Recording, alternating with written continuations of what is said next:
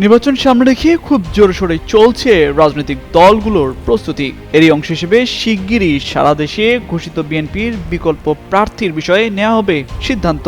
এর মধ্যে অন্তত 3টি আসনে প্রার্থী বদলের বিষয়ে পরিকল্পনা করছে দলটি। 2টি আসনে দ্বৈত নাগরিকত্বের কারণে মনোনয়ন ঝুঁকিতে পড়েছে, আরেকটিতে দলীয় প্রার্থী বয়োবৃদ্ধ ও অসুস্থ হওয়ায় বিকল্প প্রার্থী দিকে ঝুঁকছেন শীর্ষ নেতারা। এর বাইরে আর কোনো আসনে জটিলতা দেখা দিলে 20 জানুয়ারির আগে সেখানেও বিদ্রোহী কিংবা স্বতন্ত্র প্রার্থীকেই সামনে আনবে বিএনপি।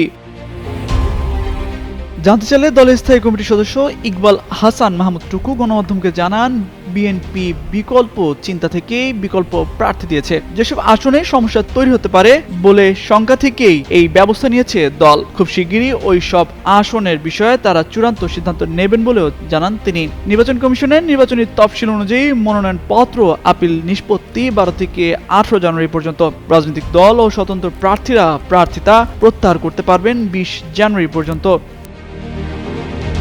বুধবার এমন তথ্য দিয়ে একটি প্রতিবেদন প্রকাশ করে দৈনিক সমকাল পত্রিকা। সেখানে বলা হয়, এই সময়ের মধ্যে যেসব আসনে প্রার্থিতা নিয়ে জটিলতা তৈরি হয়েছে বা হতে পারে এমন সম্ভাবনা থেকেই ওই সব আসনে দেওয়া বিকল্প প্রার্থীকেই চূড়ান্ত মনোনয়ন দেবে দলটি। এর বাইরে আরো কয়েকটি আসনে প্রার্থীর বৈধতার বিরুদ্ধে আপিল নিষ্পত্তি হওয়া সাপেক্ষে সিদ্ধান্ত নেওয়া হবে।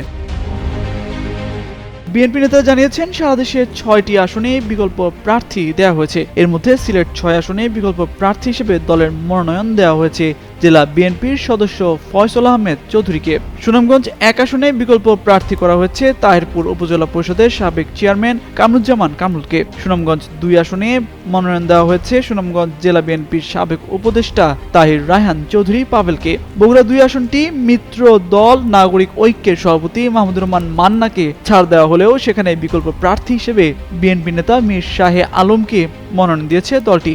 ব্রাহ্মণবাড়িয়া 4 আসনে বিকল্প প্রার্থী হিসেবে রয়েছেন কবির আহমেদ ভূঁইয়া। যশোর 4 আসনে বিকল্প প্রার্থী করা হয়েছে মতিয়ার রহমান ফারাজিকে। এই আসনে মনোনয়ন যাচাই বাছাই কালে ঋণখেলাপির দায়ে পূর্ব নির্ধারিত প্রার্থী টিএস আইয়ুবের মনোনয়নপত্র অবৈধ ঘোষণার পর মতিয়ার রহমান ফারাজিকে দলীয় প্রার্থী ঘোষণা করা হয়। তামজিদ মির্জা, যুগান্তর নিউজ।